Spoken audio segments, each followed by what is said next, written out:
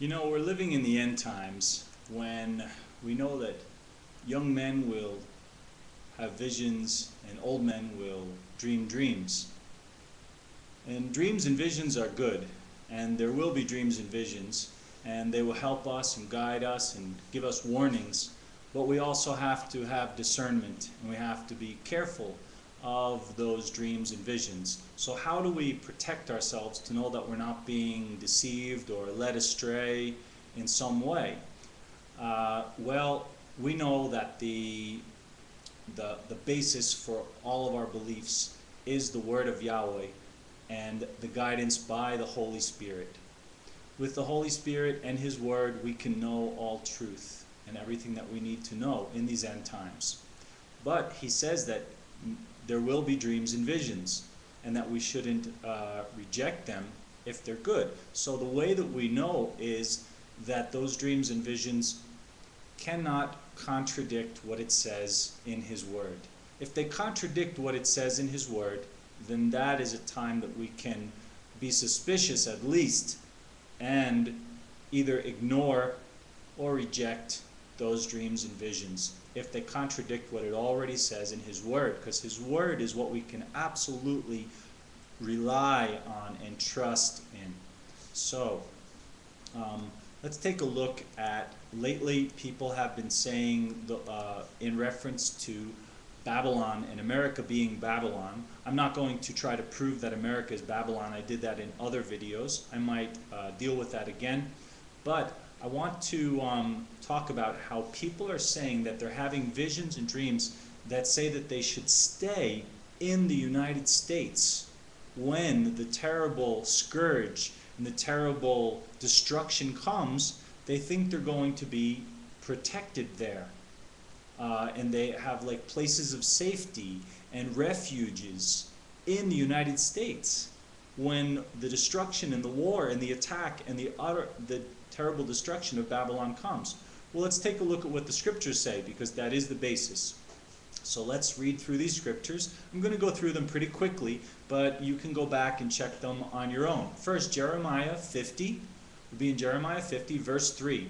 For out of the north a nation comes up against her. Her is Babylon, which shall make her land desolate, and no one shall dwell therein.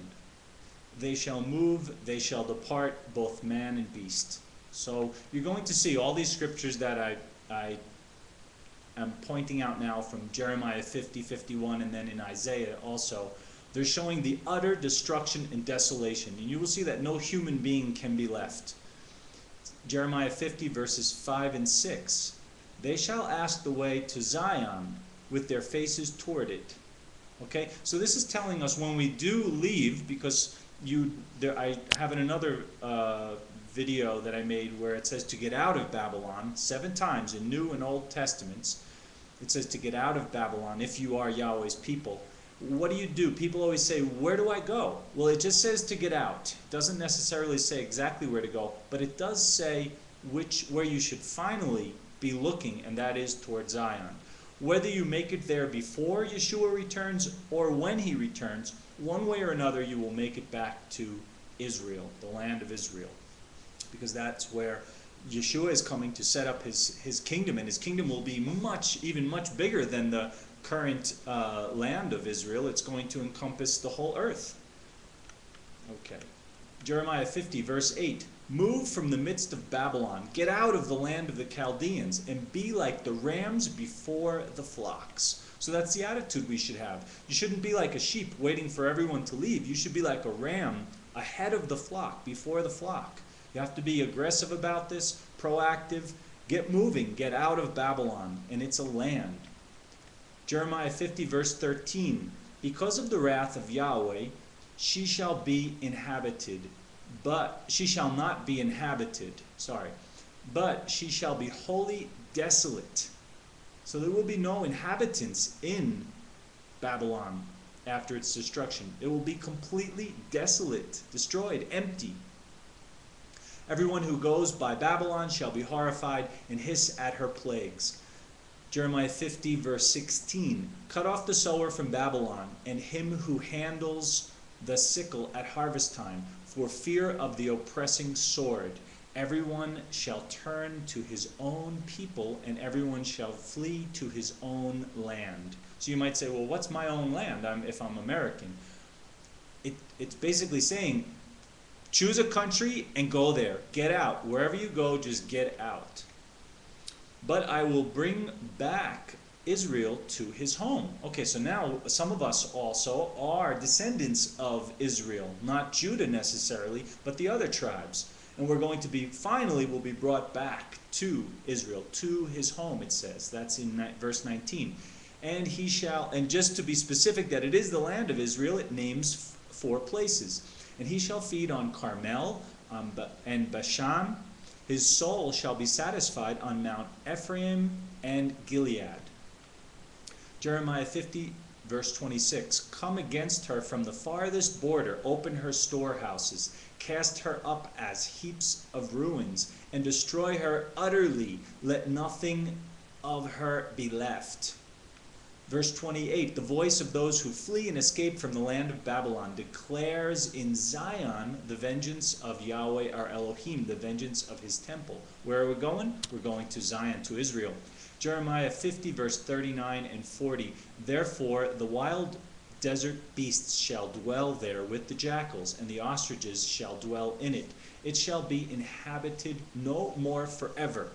In normal English we would say, it shall never be inhabited again. But here it says, it shall be inhabited no more forever, nor shall it be dwelt in from generation to generation. As Yahweh overthrew Sodom and Gomorrah and their neighbors, says Yahweh, so no one shall reside there, nor son of man dwell in it. Can it be any clearer? No one shall reside there. Now we're in Jeremiah 51, next chapter, and verse 6. Flee from the midst of Babylon, and everyone save his life. Do not be cut off in her iniquity, for this is the time of Yahweh's vengeance. He shall recompense her. Verses 8 and 9. Babylon has suddenly fallen and been destroyed. Wail for her. Take balm for her pain. Perhaps she may be healed. Many people are trying to fix the United States now with the problem that it's in, right? Many Christians especially. So it says, take balm to heal her. Perhaps she may be healed. Verse 9. We would have healed Babylon, but she is not healed. Forsake her, and let us go, everyone to his own country. For her judgment reaches to heaven and is lifted up to the skies. Verse 26. They shall not take from you a stone for a corner, nor a stone for a foundation, but you shall be desolate forever, says Yahweh. Verse 29. And the land will tremble and sorrow, for every purpose of Yahweh shall be performed against Babylon, to make the land of Babylon a desolation without inhabitant. Verses 36 and 37. Behold, I will plead your case and take vengeance for you. I will dry up her sea and make her springs dry. Babylon shall become a heap, a dwelling place for jackals, an astonishment, and a hissing without an inhabitant. Verses 41 and 43. Oh, how Shishak, that's a code name for Babylon, is taken. Oh, how the praise of the whole earth is seized, how Babylon has become desolate among the nations. The sea has come up over Babylon. She is covered with the multitude of its waves. Now some of the visions do agree with that. Her cities are a desolation, a dry land and a wilderness, a land where no one dwells, though through which no son of man passes. Jeremiah 51 and 40, verse 45. My people, go out of the midst of her, and let everyone deliver himself from the fierce anger of Yahweh. Verse 50. You who have escaped the sword, get away, do not stand still. Remember Yahweh afar off, and let Jerusalem come to your mind. Isaiah 47, 8 through 9. Therefore, now this is for the people who think that there is a... I'm going to have to stop there and continue in the end of this in one more message.